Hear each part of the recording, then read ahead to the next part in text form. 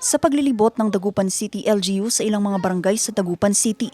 Tumambad sa kanila ang patuloy na operasyon ng coin-operated computer rental o PisoNet. Ang masaklap, ang mga customer, mga estudyante. Nangyari ang inspeksyon sa kasagsagan pa ng afternoon class. May na tayo dito, may pinagbabawal na kasi sa buong Dagupan. Ayon kay Dagupan City Mayor Belen Fernandez, ang operasyon ng PisoNet sa lungsod ay itinuturing na iligal. Ito'y dahil sa umiiral na ordinansa o ang Ordinance Number 2383.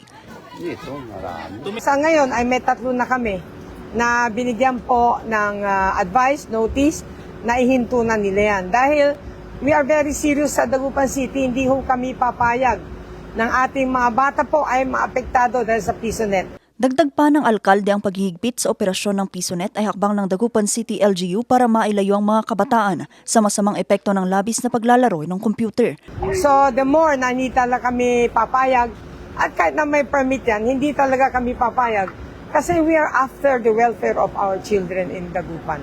Sa ngayon, isang notice of closure nang ibinigay sa 3 PisoNet computer shop kung saan bibigyan sila ng 5 araw upang itigil ang kanilang operasyon. Kung magkataong mahuli na nagpapatuloy, kukumpiskahin mismo ng Dagupan City LGU ang kanilang mga unit. Noon kasi, alam namin noon kung sino yung nagpapatakbo. Pero ngayon naman, hindi ko pa alam kung sino yung nagpapatakbo. Patuloy naman ang paglilibot ni Dagupan City Mayor Belen Fernandez sa ilan pang mga barangay sa lungsod upang matiyak ang pagsunod sa umiiral na ordinansa. Vanessa Bugtong para sa Nation on the Move.